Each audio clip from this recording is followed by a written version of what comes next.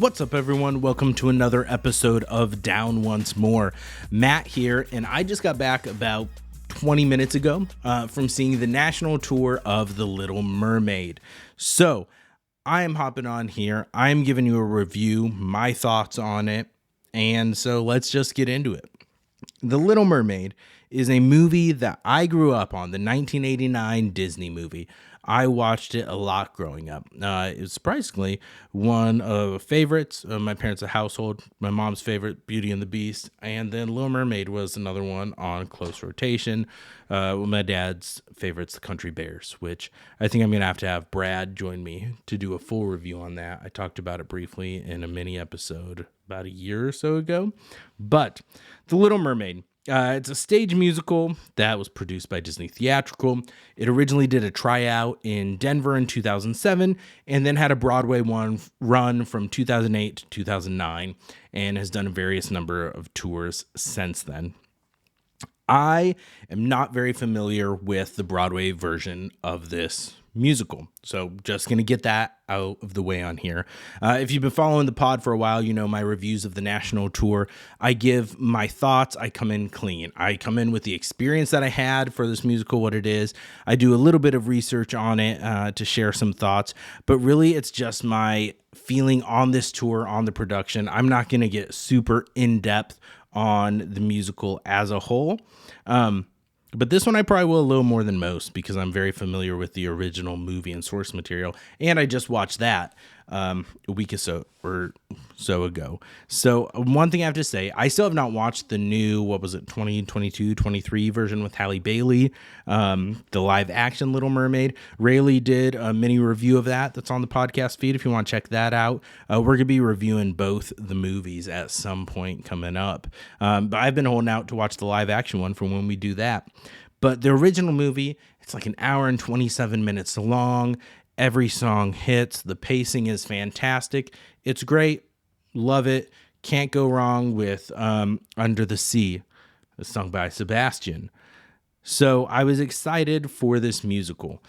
This is one that, as far as stage adaptations go, I was very curious to see what they're going to do. There's a lot of underwater work, big set pieces in the movie with Under the Sea, the production there, even Kiss the Girl, Ursula at the end with the battle and the ship, how they're going to adapt that to stage.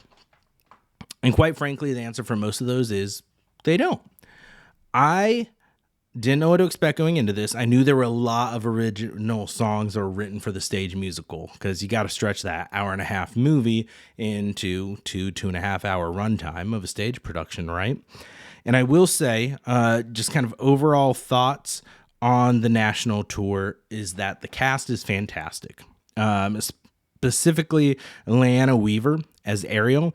Looking at her bio in the playbill here, not a ton of experience credits to her name on this, but she was fantastic. Just a fantastic voice, just kind of owned the stage when she was on it. Fantastic.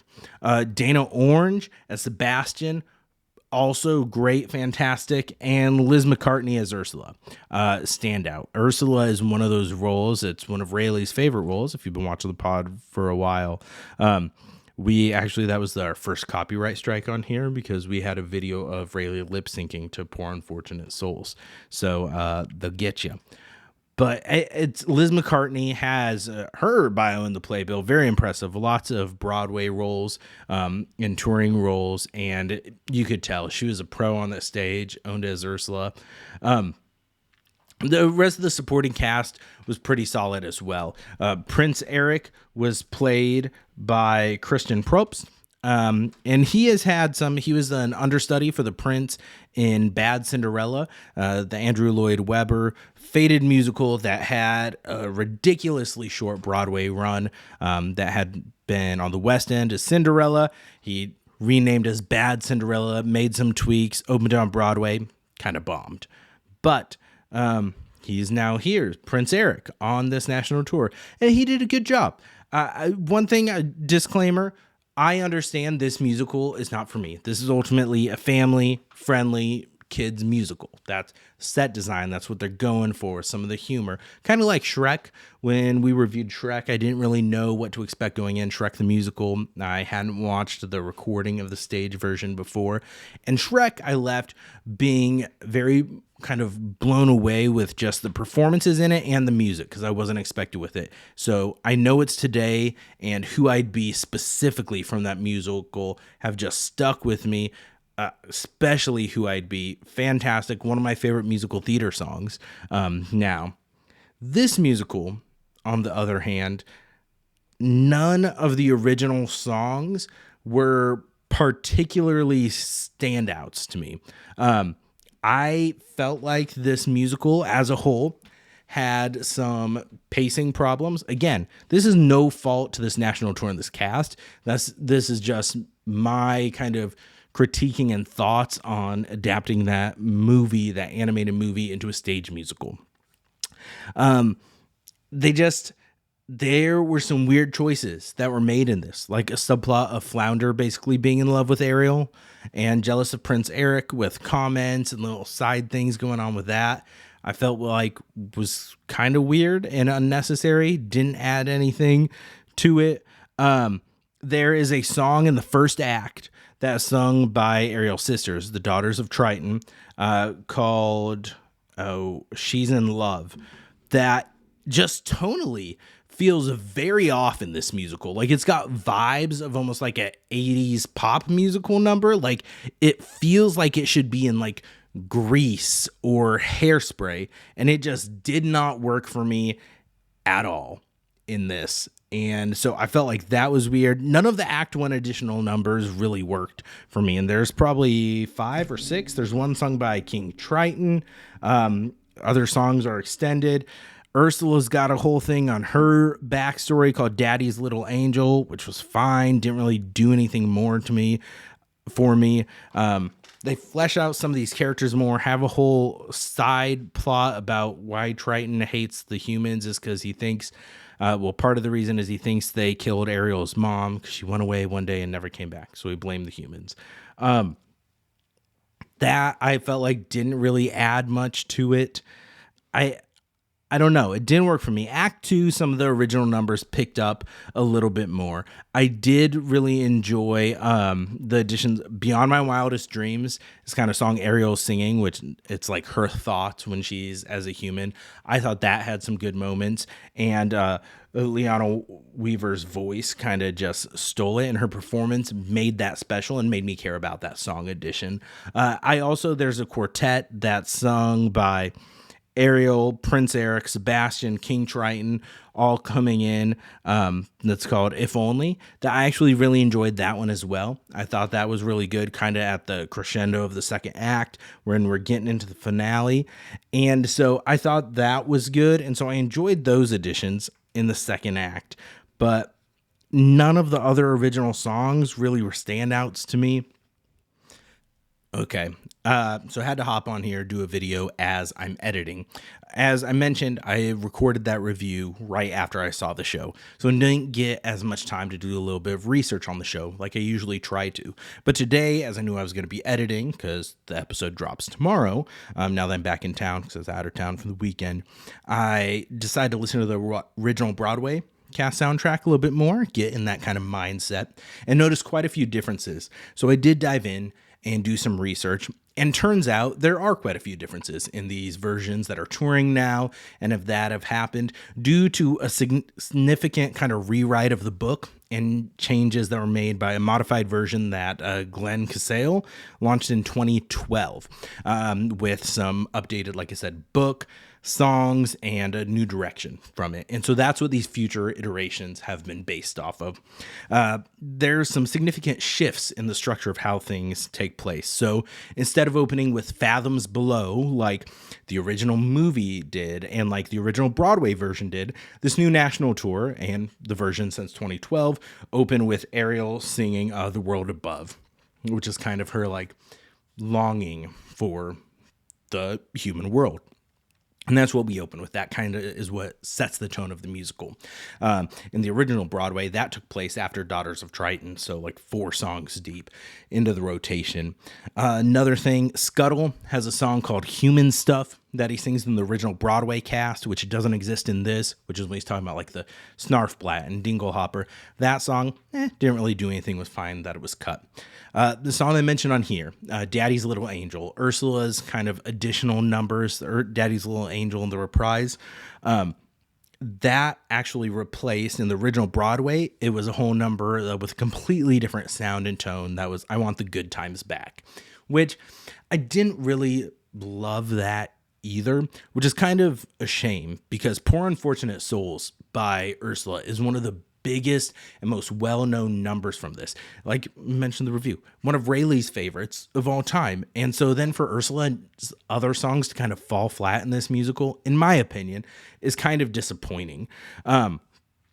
Another big change is that If Only, there's a Triton's Lament version of it. It takes place early on in this new national tour version.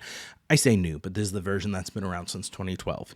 But just kind of gives Triton a little bit more to do and kind of reminisces on missing Ariel's mother and like how he is just missing her touch and her presence and just struggling without her. Which the song was fine. It didn't really do anything for me. Like I said, a lot of what was added in this musical didn't really add to the story of The Little Mermaid for me. So let me get back to the rest of the episode now. The only other thing that I forgot to mention is that Leona Weaver did fantastic in Part of Your World. Some of the big numbers in it. So that's it. Done with my cut in. Now back to your regularly recorded episode. I will say the set itself was so-so, but there is a lot of wire work that happens on this because they're trying to give that impression that they're underwater, they're swimming, they're moving around. And I thought that was really neat to see. You don't see that very many things. And it was cool how they had that, and Scuttle flying. So you're getting those impressions. Now everyone's just standing around on the stage. They really utilized that space, and it was done well. The only thing that was kind of distracting is that the whole time, everyone who's supposed to be in the water is doing this. If you're watching on YouTube, you're seeing it, but just kind of swaying back and forth and trying to give the impression that they're swimming, which was unnecessary to me. I get why they're doing it. I know what you're doing. It's cute. It's impressive. That's some good stamina to remember to do that while you're singing, doing your blocking, all that fun stuff. Well done. I could have done without it. There was one part when we're introduced to Triton at the beginning, when he's doing wire work, lots of swimming. But when he's on the ground, I respected the hell of him. He just stood there. He's like, I'm not going to be doing this the whole time. So good for him. One thing I thought was interesting, 2 electric eels, Flotsam and Jetsam, Ursula's henchmen, they're rolling around on like Heelys on stage, just kind of skating around. I thought that was kind of funny. I haven't seen Heelys in forever, and I don't think they were actual Heelys, but you know what I mean. And if you're not familiar, the shoes with the kick-out wheels on the heel, great stuff. They utilized those to kind of show their flowing movements. I thought that was neat.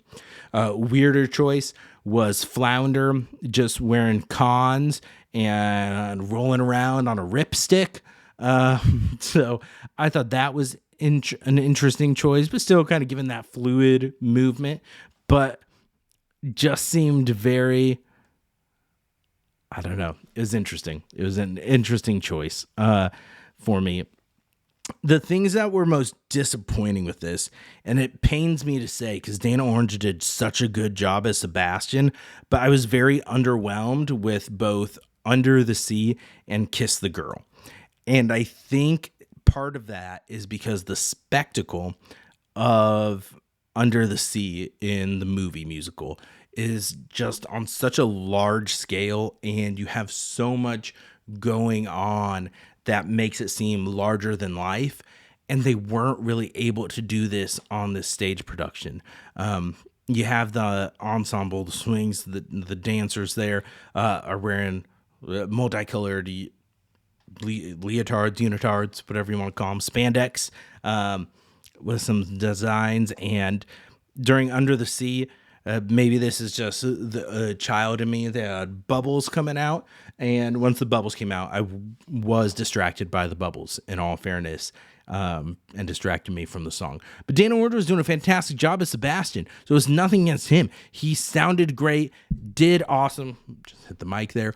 But I don't know. It just kind of fell flat for me, and didn't really have that impact in the gravitas that song, I feel like, should have.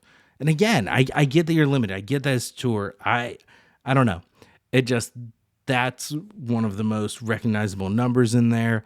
And it was lame. Same with Kiss the Girl.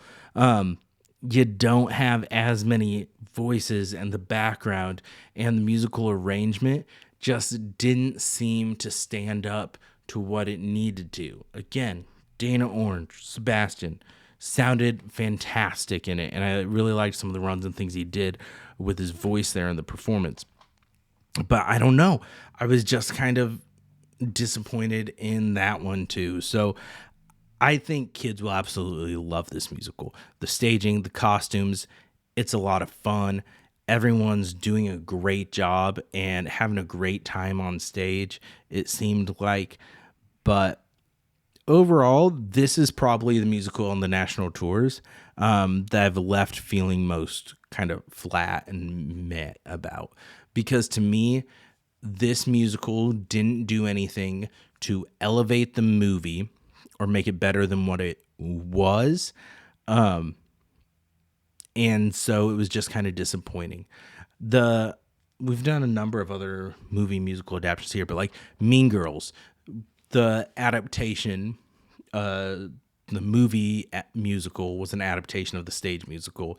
So it was truncated, but this is the stage musical is what I knew first. So that was fantastic. Back to the Future, it wasn't a musical before as a movie. So it's different. There's not those comparisons that I'm bringing it to and comparing to it. Like I said, the pacing and what's in Little Mermaid and the songs are nearly perfect. Everything else they add here, more on Ursula's backstory, Triton's backstory, more on Eric's backstory and things like that, and changing it to there's not Ursula tries to show up and using Ariel's voice to trick him. It's Grimsby has the idea to hold a concert to have the best voices in the land singing for Prince Eric, for him to identify those and get married on the eve of his 21st birthday, because those were his father's wishes. And so it's a concert, and all these princesses are singing to try to impress him. And he decides, this is spoiler alerts if you don't want to get spoiled for it, there is an original song where Eric is singing to Ariel about how you can say everything you need to say in dancing. You don't need a voice. You don't need words to express that. You can express it through dancing and say all that you need to say. And so on his birthday, he's having this concert, the contest where all the princesses are singing and trying to impress him so he can pick who he's going to marry. Then Ariel shows up and say to do your thing, and she dances. The princesses laughed. He's like, she said all I needed to hear, and things like that. It's kind of cheesy, corny, dumb. I didn't get it. It didn't work for me. I didn't love it. But again, that has nothing to do with this cast. I'm not knocking this cast. This cast was really good, and the production itself was interesting. It's hard for me a little bit, and it sucks. I'm drawing comparisons because they're two very different things, but they used a lot of that. The front screen to project bubbles, so then you'd have the people swimming in the background when they're on the wires and everything, right? But man, seeing how that front screen was just put to use and utilized in Back to the Future, and just the technological kind of mastery they were able to show in that production, this seemed more rudimentary, which I get. It's a completely different thing. This isn't a science fiction show. That's not what it's about. It's a fun, family-friendly musical, and I do think it nailed that. I think kids will love it. There were a lot of kids in the showing. Kids, parents taking your kids to musicals, keep them from kicking the back of people's fucking chairs and talking throughout the whole thing. I mean, my God, I don't want to gatekeep musical theater, because I think it's great for kids to get into it and be able to experience those things live. Like, this part something I would have liked to experience more as a kid. I get it, but don't fuck it up for the people around you. I'm selfish like that. I am very excited. I am seeing Wicked in a week from tonight on the 21st, Thursday. So that's what next week's episode will be. A little bit mini talk on Wicked before we do a full deep dive review eventually when Rayleigh gets to see it. And I'm excited to see it. I am terrified that there will be a lot of children or people trying to sing along in this theater because I am selfish and I am really excited to experience this movie, but I want to let everyone else around me experience it too. So, this show is a great show. I'm not putting my stamp, you have to go see this when it's on tour, like I did with Back to the Future. I'm like, you have to see this for the staging and the effects. It is fantastic. Music, nothing really memorable, but the production itself is amazing. Dear Evan Hansen, that cast is fantastic and everything. So I think you should go see that. Like I said, this cast is fantastic too. But if you are an adult, and you have love for the musical, maybe you'll enjoy it. For me, I think having that love for the musical and knowing what it is and having that experience, I actually didn't enjoy this as much. But again, cast, fantastic. This musical as a whole just has some issues for me and things that I think kids and families will love. But for me, I didn't. Another thing was, one thing I did enjoy, is Dan Orange's Sebastian would always crab walk off stage. And I enjoyed that. That was fun. But Les Poissons, I can't even pronounce it right. I'm not a French chef, so why would I pronounce it right? But at the end of that, with the Sebastian being on the plate, they have this extended sequence that to me goes on just a bit too long about like Sebastian. He's pulling the basically sous chefs, waiters under the table and like fighting them almost like a monster thing and trying to fight the chef, and then his claws are popping out under the table. He's pinching the chef in the ass. He's pulling off his toupee, pulls him under the table, and then kicks him out with no pants. His toupee's missing, all sorts of stuff. It's not just some little physical gag humor that went on just a wee bit too long, in my opinion. But I don't know. Those are kind of my general thoughts on this musical. Interesting choices. I don't think this movie needed to be turned into a stage musical, and I don't think it necessarily added anything to it. Like I said, there was no one number that really jumped out, and I'm like, that's why this needed to happen, so we could get that number. Like the Prince of Egypt musical. We haven't reviewed that on here, but that's one where it was the DreamWorks movie. It has great songs, great music, and a great movie overall. It got turned into a stage musical. And I watched it. Overall, there's things that worked, things that didn't for me. But the song edition in that for the rest of my life is fantastic and stuck with me. So it had that song, it had that moment. This musical didn't for me. So those are my thoughts. Mini episode this week. Hope you enjoyed the review. Hope you've enjoyed the ones we've done in the past. Next thing I've got coming up on the national tour review is until January. I'm going to be seeing Rent live in concert. February, I got Moulin Rouge. Or is that March? I think it's February. Beetlejuice in March. And then Annie in April. So those are what are coming up on Broadway National Tour reviews. I got some talk about the Wicked movie. Like I said, my thoughts on that coming out on next week's episode. And then in December, we might get into some holiday Christmas movie musicals, and we'll see what happens. Still got to do Across the Universe with Rayleigh. May bring Brad on for Country Bears. As we talked last episode, maybe Top Gun review coming on, because it is a musical by the definition I have made on this very important podcast. So thank you all for watching, listening. Go out there. I have the goal. I want to try to get the YouTube to 100 subscribers. I think we can do it with all you guys' help. So share it. Some of you know, like, comment, make sure you're subscribed, you're following. downloading the episodes on Apple Music, Spotify as well for that track. And it's been neat to see where people are downloading from. I got listeners all across the world, or just people who use VPNs. So shout out all of you guys. Appreciate you sticking with us week after week. If you're a new listener, welcome. Hope you enjoyed it. Lots of things to check out. We're about 115 episodes in now, so lots to go back and look on. Lots of nice, helpful playlists on YouTube if you're watching there. Otherwise, you can search and find it on Podfeeds. So thank you all. Have a great rest of your month. If you all are going to see Wicked, make sure you turn into next week's episode and comment what song you're most excited to see in the comments below of this. Do that. And if you've seen the Little Mermaid stage musical, comment what additional song for the stage musical is your favorite. I want to get other people's thoughts and see if I'm alone in this on the stage musical. So thank you all. Have a great rest of the month. Have an enjoyable Thanksgiving. We won't have a new episode. We will have a new episode before Thanksgiving. Don't listen to me. New episode will be the day before Thanksgiving. So be thankful all month. And don't forget to go down once more. Later.